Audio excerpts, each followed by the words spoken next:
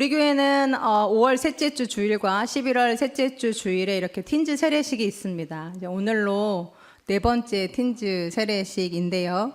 우리 성도님들 오늘 많은 감동 또 은혜가 있었을 줄로 아는데, 우리 성도님들이 받는 그 감동보다 제 안에 개인적으로는 더 큰 감동이 있고, 제게는 참 의미 있는 날이에요. 왜냐하면 부모님만큼은 아니지만 우리 친구들이 자라오는 모습을 곁에서 지켜봐왔거든요. 어제 이제 말씀을 준비하다가 갑자기 이제 이 녀석들 옛날 모습이 이제 생각이 나가지고, 제가 광선교회 젊은 부부 밴드랑 우신교회 밴드를 뒤져서 우리 친구들이 어릴 때 사진을 좀 봤는데, 네, 그렇습니다. 네, 요랬던 친구들이 오늘 이 자리에 서서 입교와 세례를 받은 거예요. 그러니 제가 얼마나 감격적이겠어요. 다음 세대를 책임지고 있는 사역자로서 이렇게 아이들이 교회 안에서 잘 자라주어서 자기 신앙을 고백하는 날만큼 기쁜 날은 없는 것 같습니다. 그런데 한편 같은 교회 안에서 또 같은 시간을 보내고 같은 예배를 드리고 같은 말씀을 듣고 같은 교육을 받았는데, 어떤 친구들은 이렇게 세례와 입교를 받는데 어떤 친구들은 아직 마음의 준비가 안 된 친구들이 있어요. 그러다 보니 우리 부모님들이 느낄 어떤 상대적인 박탈감, 부러움, 조바심 같은 것들이 있을 줄 압니다. 내가 본을 잘 못 보였나? 내가 우리 아이들을 잘 못 키웠나? 내가 뭐 잘못했나? 이제 이런 자책감 같은 것들도 드실 수 있을 것 같아요. 그런데 하필이면 오늘 이제 주일 설교 커리큘럼상 오늘 본문이 사도행전 28장 16절에서 28절까지 말씀인 거죠. 내용인 즉슨 사도 바울이 이제 로마에 들어가서 유대인들에게 말씀을 전하는데, 그중 어떤 사람들은 말씀을 듣고 믿게 되는 사람들이 있었던 반면, 어떤 사람들은 끝까지 믿지 않고 그냥 돌아가는 사람들도 있었다는 거예요. 그러면서 바울이 그 사람들에게 하는 말씀이 구약의 말씀을 인용하면서 믿는 자는 다 따로 있다. 니네가 믿지 않았으니까 이제 이 복음이, 이 구원이 이방인에게로 넘어갈 거다. 이렇게 이제 선포하는 이야기가 오늘 본문에 적혀 있어요. 이 본문으로 말씀을 전해야 하는데 제 머릿속에 몇몇 집사님들과 몇몇 권사님들이 떠오르는 거예요. 자녀들을 포함해서 부모님과 또 남편, 가족들의 구원을 위해 계속해서 기도하고 있는데 아직까지 응답이 없고 열매가 보이지 않는 분들이 계시거든요. 말씀을 읽는데 그분들의 얼굴이 이렇게 떠오르면서 이 말씀이 또 얼마나 그분들에게는 힘듦으로 다가갈까, 이런 생각이 드니까 이 본문으로 설교를 못 하겠더라고요. 그래서 설교 모임 할 때 설교를 못 하겠습니다. 어려움을 주는 본문 전에 23절까지만 끊어서 설교를 하겠습니다. 이렇게 하고, 네, 설교 이제 모임 시간은 23절까지 말씀을 좀 나눴는데, 오늘 말씀을 준비하면서 계속 말씀을 읽고 또 묵상하는 가운데 하나님께서 제게 주신 확신과 성령의 감동이 있었어요. 그래서 오늘 우리 성도님들과 또 우리 친구들과 그 말씀 나누어 보고 싶습니다. 우리 모두에게 하나님의 음성이 들려지는 시간이 되기를 소망합니다. 에베소서에도 잘 나와 있지만 예수님께서 이 땅에 오신 목적은 나뉘어져 있고 분열되어 있는 것들이 그리스도 안에서 하나 되게 하시고 통일되게 하시려는 것이었습니다. 에베소서 말씀에 나와 있잖아요. 그래서 평화의 하나님의 나라, 샬롬의 하나님 나라를 만드시려는 게 그분이 오신 목적이었어요. 에베소서 1장 10절 말씀이죠. 하나님의 계획은 때가 차면 하늘과 땅에 있는 모든 것을 그리스도 안에서 그분을 머리로 하여 통일시키는 것입니다 라고 나와 있어요. 그런데 말씀을 읽다 보면 이와는 정반대가 되는 말씀을 예수님께서 하신 것을 발견하게 돼요. 마태복음 10장 34절에서 38절 말씀인데요. 재밌는 말씀이죠. 저와 여러분이 한 절씩 교독해 볼까요? 제가 먼저 읽습니다. 내가 세상에 화평을 주러 온 줄로 생각하지 말라. 화평이 아니요 검을 주러 왔노라.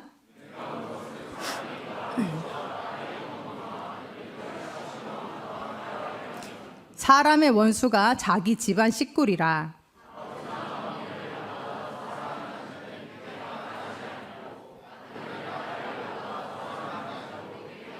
같이 읽죠. 또 자기 십자가를 지고 나를 따르지 않는 자도 내게 합당하지 아니하니라.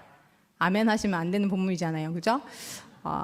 예수님께서 말씀하시길 자기가 이 땅에 오신 목적은 화평을 위해 온 게 아니라 불화하게 하려고 왔다라고 말씀하시고, 더 나아가 가족보다 더한 원수는 없을 거라고 이렇게 어마무시한 말씀을 하십니다. 이 말씀을 어떻게 해석해야 할지 참 조심스러운 본문이에요. 제가 두 번째로 사역했던 교회에서 있었던 일이에요. 그때 한 26쯤 됐었고 결혼하기 전이었는데, 저희 교회에 총무 선생님 계시는데 의상 디자이너셨어요. 얼굴도 너무 예쁘고 옷도 너무 잘 입으시고 너무 세련되신 분이어서 이렇게 겉에서 보기엔 새침해 보이는데 봉사도 너무 열심히 하시고 믿음도 좋고 저를 참 많이 도와주셨던 분입니다. 이제 그분하고 점심 식사를 하고 이제 오후에 차를 마시는데 집사님이 저한테 이렇게 말씀하시는 거예요.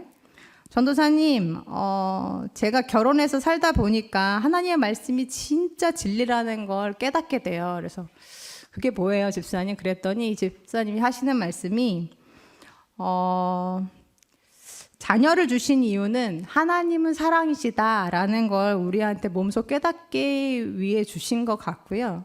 남편을 주신 이유는 네 원수를 네 몸같이 사랑해라 라는 걸 삶에서 신청하라고 주셨다는 거예요. 그때는 결혼 전이었어가지고 집사님 말씀이 무슨 말씀인지 잘 모르겠는데 결혼해서 살다 보니까 집사님 말씀이 이런 말씀이었구나라는 걸 종종 많이 이제 깨닫게 되죠.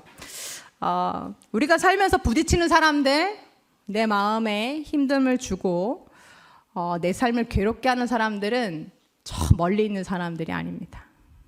내 주위에 가깝게 있는 사람들일수록 더 부딪히게 돼 있고 더 갈등하게 돼 있어요. 자녀들이 그렇고 아내와 남편이 그렇고 가족들이 그렇습니다.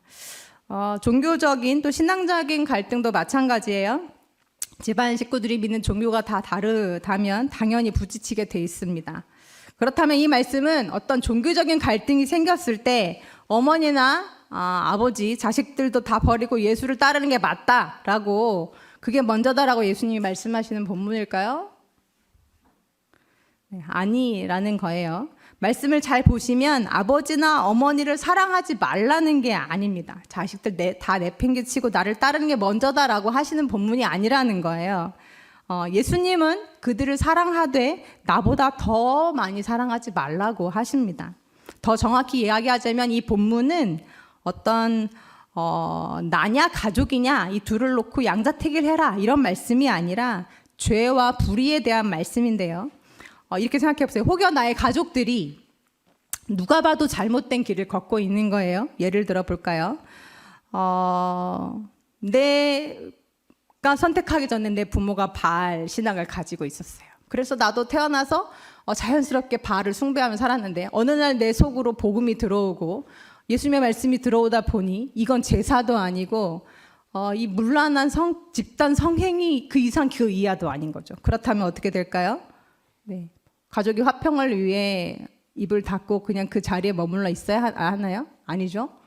싸우고 분열해야죠. 그에 대한 말씀이라는 거예요. 예수님의 말씀은 거짓 화평, 일시적인 화평, 겉으로 보이는 그 화평을 위해서 죄나 불의에 눈 감지 말고 타협하지 말라는 그런 말씀이셨어요. 예수님은 누구보다 하나님의 뜻과 진리를 잘 아시는 분이셨습니다. 아니, 그분 자체가 진리셨습니다. 그러니까 그분이 가시는 곳마다 갈등이 일어나고 분열이 일어나고 분쟁이 일어납니다. 성전 안에 들어가셨어요. 성전 안에 들어가니까 무슨 일이 벌어지냐. 하나님과 사람 사이에서 예배를 돕고 그들에게 있어서 중보자가 되어 주어야 할 대제사장들이 오히려 높은 자릿세를 받고 상인들에게 자리를 내주고 그런 자릿세를 낸 상인들은 더 높은 값을 받고 재물들을 파는 행위들을 했다는 거예요. 가치도 없고 온전치 못한 재물들을 그렇게 높은 가격에 팔다 보니 누구도 들어와서 기도할 수 있고 누구도 들어와서 예배할 수 있는 하나님의 집에서 오히려 가난한 자들은 제사도 못 드리고 하나님과 사람 사이를 이어주기는커녕 아예 그들과 하나님의 관계를 가로막는 일들을 이 종교 지도자들이 행하고 있었다는 거죠. 그러니까 예수님의 단전에서부터 거룩한 분노가 치밀어 오르십니다. 그리고 작정을 하시고 뒤집어 엎으시죠. 그리고 그때부터 그들과 불화하십니다. 예수님이 이 땅에 사시는 동안 이스라엘과 평화롭게 지내시기 위해서는 무엇보다 율법을 잘 지키셨어야 했어요. 그죠? 아무리 배가 고파도 안식일에 미리삭 잘라먹는 거 절대 하면 안 됩니다. 아무리 위급한 상황이라도 안식일에 병자들을 고쳐주면 안 됩니다. 왜요? 안식일에는 일을 하면 안 되니까요. 그런데 예수님은 갈등과 분열을 작정하시고 일부러 율법을 어기시기 시작해요. 미리삭을 잘라먹고 병자들을 고치고 가까이 다가가서 접촉하면 안 되는 사람들, 죄인들, 세리들, 이방인들, 한센 병자들, 그들을 직접 찾아가서 만나시고 집에 들어가시고 밥을 드시고 직접 손을 내밀어 만지십니다. 왜일까요? 그건 바로 그것이 하나님의 뜻이었기 때문이에요. 율법의 핵심은 무엇보다 하나님을 사랑하고 이웃을 사랑하고 죄인들을 찾아 구원해주고 병든 자가 있다면 찾아가 고쳐주고 사랑받지 못하고 있는 사람들이 있다면 찾아가서 그 사람이 얼마나 사랑받을 만한 사람인지 그 사람의 존재를 알려주고 그들에게 그 사랑을 베푸는 게 율법의 정신이요 핵심인데 그 정신을 잊은 채 오히려 율법으로 의인과 죄인을 가르고 그 율법의 조항들만 잘 지키면 구원을 받는 것처럼 그렇게 하나님의 뜻과는 전혀 다른 율법을 신봉하고 있었기 때문에 예수님은 오히려 그것과 싸우기로 작정하셨다라는 거죠. 그러다 보니 진짜 빛이신 예수님이, 진짜 진리신 예수님이, 진짜 왕이신 예수님이 잘못된 신념 속으로 들어가시고 그들의 깊은 죄성으로 들어가실 때 그곳에서 문제가 일어나기 시작합니다. 오히려 아무 문제 없고 평화로웠던 삶의 진동이 일어나고 균열이 생기고 깨지고 갈등이 일어나게 되죠. 복음에는 그래서 그런 능력이 있습니다. 편안을 깨트리고 갈등을 유발하는 능력 말입니다. 지난 주일에 1기와 2기 때 제자훈련을 받았지만 이제 만 13살이 안 돼서 그때 바로 입교와 세례를 받지 못하고 이제 올해 입교를 받게 된 이번에 입교를 받게 되는 친구들 3명과 함께 이제 제자훈련 리마인드 모임을 가졌어요. 그러면서 이제 너무 궁금했어요. 그래서 아이들한테 물어봤죠. 1년 전에 그리고 반학기 전에 너희가 제자훈련을 받았는데 그 너희들이 받았던 제자훈련이 너희들 삶에 어떤 영향을 줬니? 이렇게 물어봤어요. 그러면서 제가 한 말이 목사님은 차라리 몰랐으면 좋았을 텐데 말씀은 알아가면 알아갈수록 더 괴롭다. 어떻게 살아야 할지도 알겠고 또 그렇게 살고 싶은 소망도 있는데 그게 너무 안 돼서 괴롭고 늘 같은 자리에 목사님 보면서 내가 너무 실망스럽다. 그랬더니 우리 아이들 하는 말이 자기들도 그렇다는 거예요. 제자훈련 받은 거 별로 그렇게 큰 영향력은 없는 것 같고 오히려 더 삶에 괴로움을 준다는 거예요. 제자훈련 전에는 아예 생각도 못했는데 제자훈련 이후에는 예수님이 내 마음에 계신 것도 알고 어떤 것이 하나님의 뜻인지 무엇이 하나님이 원하시는 것인지 생각도 해보고 기도도 해보게 되는데 그런다고 상황은 바뀌지 않더라는 거죠. 그런 일이 있을 때 그럼 또 나는 어떻게 해야 하는지 잘 모르겠고 어쨌든 믿음으로 사는 것이 쉽지만은 않다라는 고백들을 했어요. 그래서 제가 뭐라고 할게요? 그 아이들에게 잘하고 있어. 잘하고 있어. 그렇게 이야기했습니다. 그렇게 사는 게 맞아. 응? 갈등이 없는 게 문제지. 갈등하며 사는 게 바로 믿음의 삶이라고 격려해 줬어요. 사랑하는 성도님들, 알기는 알겠는데 잘 안 돼서 힘드시죠? 여전히 죄 때문에 괴롭고 사랑이 안 돼서 괴롭고 믿음으로 사라지지가 않아서 믿음을 따라가는 게 너무 힘들고 그래서 그 믿음 생활을 한다는 게 쉽지 않죠? 그렇다면 그것이 곧 내 속에 예수가 살아계시다는 증거입니다. 성령님이 내주하고 계시다는 증거예요.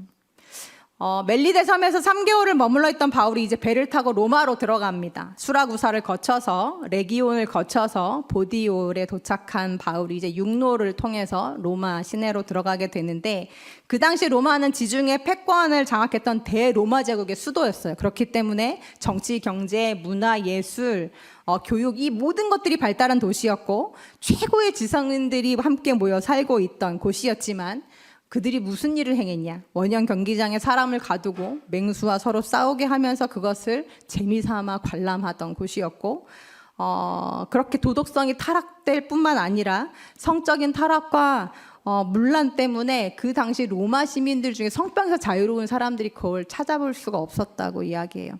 그만큼 로마는 향락의 도시였어요. 말 그대로 죄악으로 가득 찬 그 도시 한복판으로 지금 초라한 행색의 노인 한 명이 죄수의 신분으로 로마 시내로 걸어 들어가고 있는 거예요. 그런데 말씀을 묵상하면서 그 모습이 제 눈앞에 펼쳐졌을 때 한 생각이 제 마음속에 떠올랐습니다. 뭐냐면, 이제 게임 끝났구나. 이제 로마가 전복되는 건 시간 문제겠구나 라는 생각이 드는 거예요. 초라한 마국간에서 태어나신 예수님이, 초라하게 십자가에서 죽으신 예수님이 결국 온 세상을 뒤집어 엎어 놓으셨듯이 바울 저 한 사람을 통해서 이제 로마가 전 지역이 복음으로 뒤집히겠구나라는 것이 제 눈에 보이기 시작했어요. 바울은 로마에서 활발하게 전도 활동을 할 수 있었던 게 아니에요. 군인 한 사람에게 붙여져서 그가 얻었던 그 셋집에서, 말이 셋집이지 헛간 같은 곳에서 2년 동안 갇혀 지내면서 오는 사람들만 제한적으로 만나면서 복음을 전했습니다. 그런데 그곳에서 성령의 역사가 일어났더라는 거죠. 오늘 본문 23절에서 25절 상반절 말씀에 이런 말씀이 있습니다. 같이 한번 읽어볼까요? 시작. 그들이 날짜를 정하고 그가 유숙하는 집에 많이 오니 바울이 아침부터 저녁까지 강론하여 하나님의 나라를 증언하고 모세의 율법과 선지자의 말을 가지고 예수에 대하여 권하더라.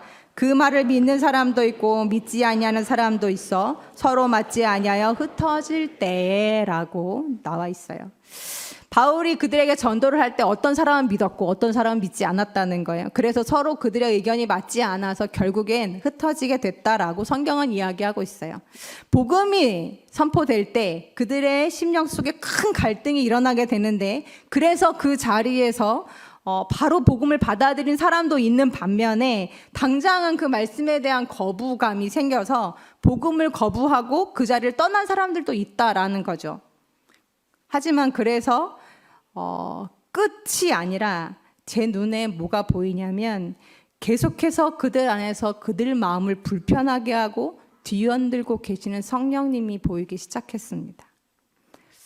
그렇다면 그들은 그 이후에 어떻게 됐을까요? 그래서 그렇게 끝났을까요? 아니죠. 그 불편한 마음을 가지고 언제고 다시 바울을 찾아왔을 거예요. 그리고 결국 그 복음 앞에서 무릎 꿇고 그 복음을 받아들인 역사들이 일어났을 것이라고 믿습니다. 바울이 가이사랴의 배를 타고 로마로 떠나기 직전에 적혀있는 27장 1절 말씀이 이렇게 적혀 있어요. 우리가 배를 타고 이달리아에 가기로 작정되매. 누군가에 의해서 지금 바울이 로마로 가기로 결정되었다라는 뜻입니다. 그렇다면 바울을 로마로 보내기로 작정하신 분은 누굴까요? 바로 하나님이시죠. 하나님이 때가 참에 바울을 로마로 보내기로 한 자신의 계획을 실행하고 계십니다. 하지만 우리 성도님들 아십니까? 그보다 훨씬 전에 바울을 로마로 보내시기로 작정하셨던 그 한참 전부터 하나님은 복음 전도에 필요한 모든 밑작업들을 역사 속에서 이미 다 해놓으신 상태였어요. 모든 길은 로마로 통한다라는 말씀이 있죠. 이처럼 로마가 세계 패권을 장악했던 그 시대 때 로마가 이 전쟁을 치르면서 가장 먼저 했던 일이 무엇이냐면 먼저 길을 닦는 것이었습니다. 그래서 로마로 통하는 모든 길들을 연결하고 정비하는데 총 85,300km에 달하는 로마로 통하는 길들을 이제 로마 가도를 완성하게 되죠. 바울이 지금 걸어 들어가고 있는 이 아피아 가도 역시도 하나님께서 이미 닦아놓으신 길이었습니다. 이후 하나님은 이 길을 통해서 전 세계로 복음이 뻗쳐나가도록 하십니다. 뿐만 아니라 하나님은 로마 제국 전에 이 근동 지역을 다스리던 그리스 헬라 제국을 통해서 각 나라마다 달랐던 언어와 또 문자를 통일시키세요. 로마가 다스리던 당시에도 이 헬라어가 공용어로 쓰여지고 있었는데, 그래서 바울 역시도 이 헬라어를 통해 복음을 전했다는 걸 성경을 통해 알 수 있습니다. 또 한 가지가 더 있죠. 패권들의 다툼 속에서 고난을 받고 있던 이 유대 민족들이 이미 지중해 전역으로 흩어져서 회당을 세우면서 곳곳에서 그렇게 정착하며 살고 있었는데, 그래서 그들의 영향으로 말미암아 이미 이방인들 중에 유대인들을 통해서 하나님의 존재를 알고 있던 사람들이 있었고, 그로 인해 유대교로 개종한 이방인들이 많이 있었다라는 사실이에요. 바울의 1차 전도의 대상자가 누구였냐면 바로 그들이었습니다. 이렇게 하나님은 모든 것을 다 준비해 놓은 상황에서 바울을 로마로 보내셨다라는 거죠. 그러니 이미 게임은 끝난 거나 다름이 없었어요. 예수님이 이 땅에 오셨을 때 왕궁이 발칵 뒤집혔고, 모든 종교 지도자들이 들고 일어났고, 사단이 그 예수 그리스도를 잡아 죽이기 위해서 계속해서 달려들었지만, 그래서 예수님이 공생애를 시작하신 지 불과 3년 만에 그렇게 초라하게 십자가에서 죽으셨지만, 이미 예수님이 이 땅에 오시기로 작정하셨을 때, 내려오셨을 때 하나님의 나라가 시작됐고, 이미 그 일은 이루어졌고 지금도 여전히 이루어지고 있다라는 사실입니다. 이처럼 하나님은 다메섹 도상에서 바울이 꼬꾸라지기 전에, 바울이 태어나기도 전에 그를 통해서 이루실 하나님의 나라를 보고 계셨습니다. 그러니 정말 게임은 시작도 하기 전에 끝난 거나 다름이 없었어요. 비록 제수의 신분으로 비좁은 그 감옥에 갇혀서 그에게 찾아오는 몇몇 사람들을 만났을 뿐이고, 그들 중에 믿는 사람도 있었고 믿지 않는 사람들도 있었지만, 그것과 상관없이 하나님은 하나님의 계획을 이루고 계셨다라는 사실이죠. 사랑하는 우리 성도님들, 이처럼 하나님은 이미 당신의 계획을 우리 안에서 신실히 이루어가고 계십니다. 우리 눈에 보이지 않아도, 우리 손에 잡히지 않아도 하나님은 하나님 자신의 뜻을 지금 우리 삶 가운데 가고 계시고, 언젠가는 그날에 우리 눈에 보이게 하시고 경험하게 하실 것입니다. 그러니 소망을 잃지 마시기 바랍니다. 믿음이 없어서 막막하고 응답이 없어서 매일같이 애가 닳고 긴 기다림의 마음에 지쳐도 하나님은 분명 당신이 작정하신 뜻을 언제고 반드시 이루실 것입니다. 목사님께서 작정하고 올라왔어요. 지금 목사님과 눈이 마주친 우리 틴즈 친구들, 얘들아 미안하지만 이미 게임은 끝났어. 너희가 이미 믿는 부모님 밑에서 태어났고 우신교회에 왔고 목사님들 밑에서 말씀을 듣고 이렇게 좋은 어른들과 함께 신앙생활을 하는 자체가 이미 너희들을 구원 안에로 초대하신 하나님의 역사라는 걸 받아들이고, 오늘 하나님께 두 손 들고 내가 하나님 잘 믿어보겠습니다 하고 작정한 친구들은 그렇게 갈등하면서 그렇게 씨름하면서 잘 살고, 아직까지 입교 받을까 말까, 하나님이 계신가 안 계신가 고민하고 있는 친구들은 고민하지 말고 다음 분기 때 내년 5월 달에 늦어도 11월 달까지 다 제자훈련 신청하고 하나님의 부르심에 응답하는 친구들 됐으면 좋겠습니다. 아멘. 눈 피하지 말고 주님이 내 안에 계속해서 트러블을 일으키시고 불편함과 갈등을 일으키시는 게 은혜입니다. 주님이 거하시는 동안에는 당연히 우리 안에서 성령의 법과 마음의 법이 싸울 것이기 때문에 불편함과 괴로움이 느껴지는 건 당연한 일입니다. 그러니 너무 자신에게 좌절하거나 실망하지 말고 더뎌도 그 길을 가는 동안 날마다 하나님을 닮아가는 우리 성도님들 되셨으면 좋겠고, 좌절이 찾아오걸랑 또 실망이 찾아오걸랑 그때 스스로에게 이렇게 선포하는 겁니다. 이제 자기 이름을 넣어서 한번 따라해 볼 거예요. 우리 텐즈 친구들도 우리 어른들도 따라합니다. 자기 이름을 먼저 불러주세요. 신혜야, 박하야, 박차야, 상윤아. 네. 고백해 볼까요? 이미 게임은 끝났어. 주님이 일하고 계셔. 그러니 시간 문제야. 여러분, 시간 문제예요. 지난한 믿음의 길 끝에서 우리를 맞아주실 주님을 소망하면서 트러블 메이커인 예수님과 함께 끝까지 불편한 동행을 계속해서 해나가실 수 있는 우리 성도님들 되시기를 간절히 기도합니다.